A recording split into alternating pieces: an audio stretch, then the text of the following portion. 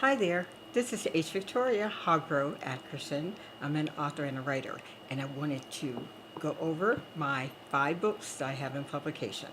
Okay, so I'm going to start with the first one I published because it's a doozy. It's a wonderful, wonderful love story that you're going to love. Okay, that's Stones Along the Path. This is a great love story, guys. It's about a Peace Corps volunteer who meets a gorgeous African man, businessman. She falls in love, and the romance just sizzles throughout the book. In fact, we have part 1 and part 2, and this year we're going to have part 3. The romance is really very, very interesting because it follows 3 generations and 2 continents. So you're going to love it. So part 1, we get to know Jessica and Akinyele. And the book starts out with a breakup. So you get the idea that it's a tumultuous relationship. The silent character in this book, which I absolutely love, is the cultural differences between the 2 people. He's African and she's an African American, and they have issues, believe me, that affects their whole family.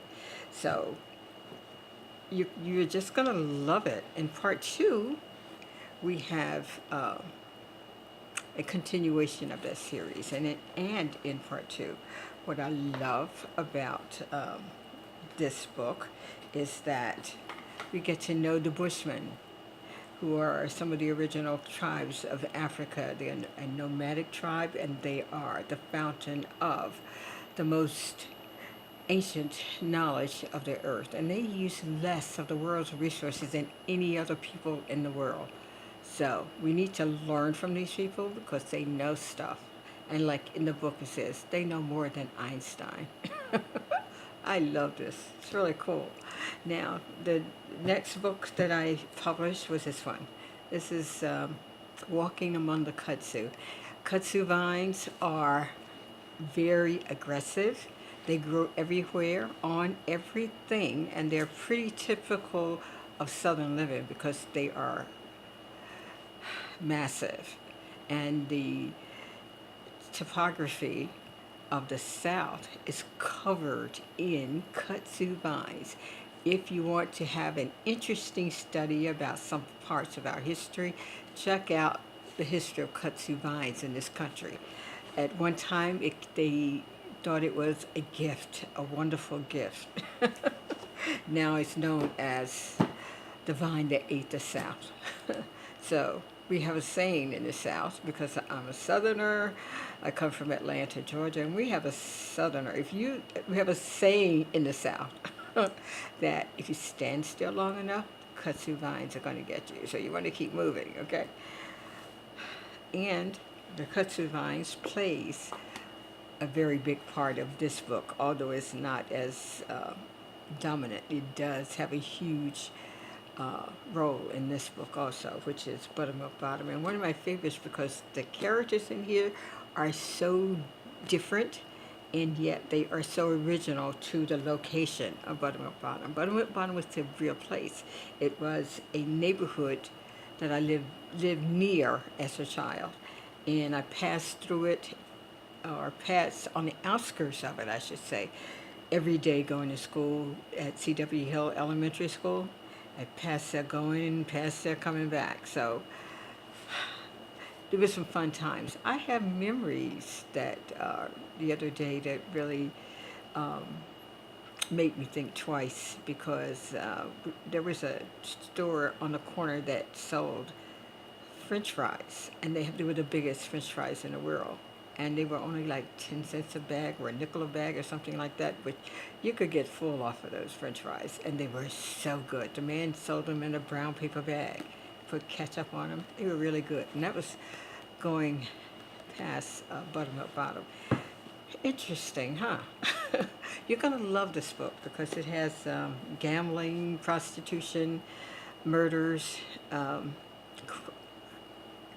all kinds of criminals that live in here. Because one of the things about Buttermilk Bottom, if you wanted to be invisible, you went to Buttermilk Bottom, because no one will come looking for you there. Not even the police will go to Buttermilk Bottom unless they had about 200 people with them.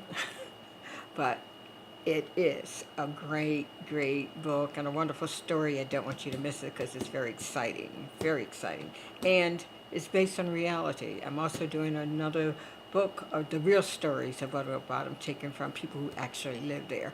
So look forward to that sometime next year, I think.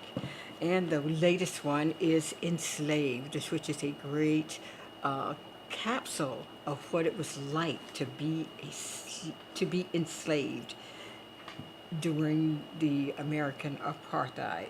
So Enslaved, for me, I think I said this before, gives you a different perspective on our people and why we were here and how we were here. So take a look at that. I think it's really, really very interesting, because the people that my ancestors that they brought here were skilled laborers. They were brought here because they had vast knowledge about raising cotton, raising indigo, raising rice, raising tobacco, because this was a part of the African culture for centuries. They had to come here to show, they didn't have to come here, they were brought here to show the Europeans who settled in America and took the land from the Indians,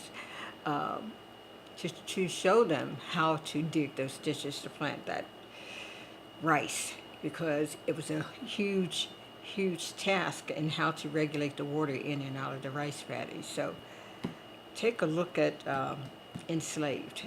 Like I said, it's a different look, because we go back and talk about what the people who were enslaved in this particular book, what their lives were like, and the culture that they came from.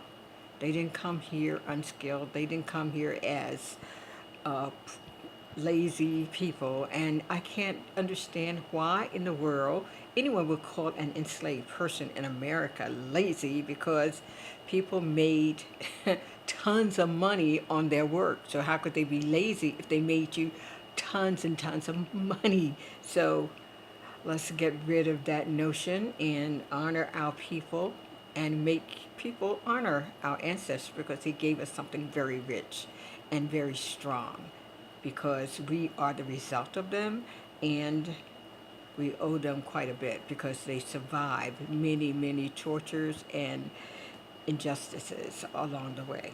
So get this book. It's a good one, guys. You're going to love it. So I do historical fiction, and this is based on history. So take a look at it. I think you're going to like it. Okay? Now, before you go, we have some business to take care of, family. Be sure to like this program before you go.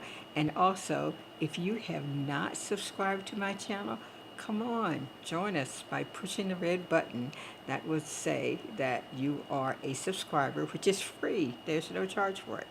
It just brings you into our family. We can meet often. All you have to do is listen for the bing, and they'll tell you when I post a video, okay? So, thank you for tuning in. Love to you, and love someone special. Bye-bye.